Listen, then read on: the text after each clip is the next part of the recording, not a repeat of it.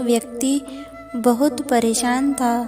उसके दोस्त ने उसे सलाह दी कि कृष्ण भगवान की पूजा शुरू कर दो। उसने एक कृष्ण भगवान की मूर्ति घर लाकर उसकी पूजा करना शुरू कर दी।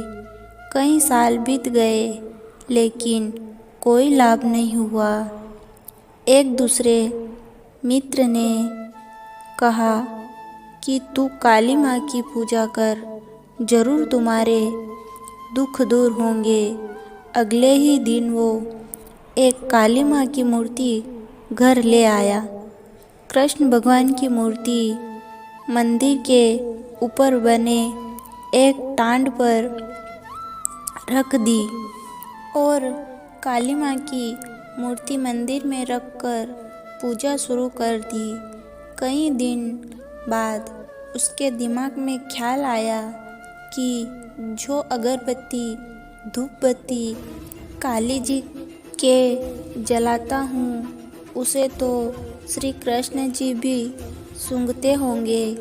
ऐसा करता हूँ कि श्री कृष्ण जी का मुंह बांध देता हूँ। जैसे ही वो ऊपर चढ़कर श्री कृष्ण का मुंह बांधने लगा, कृष्ण भगवान ने उसके हाथ पकड़ लिए।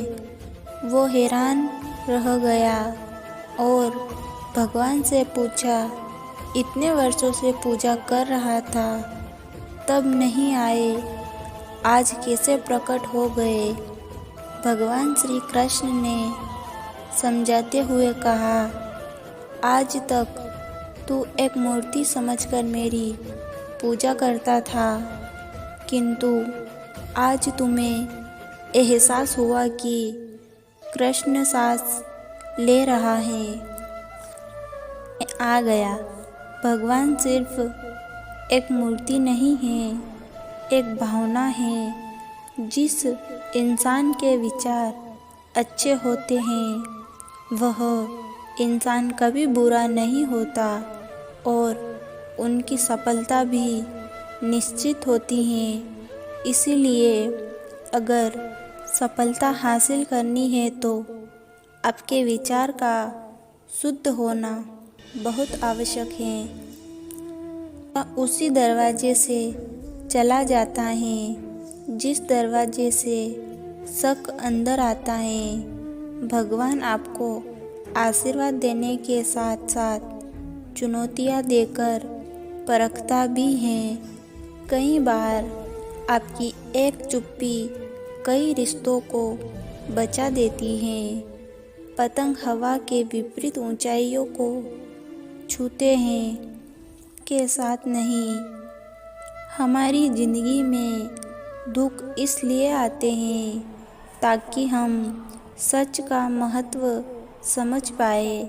सच्चाई और अच्छाई के लिए चाहे पूरी दुनिया घूम लो, अगर आपके खुद के अंदर नहीं तो कहीं नहीं मिलेगी।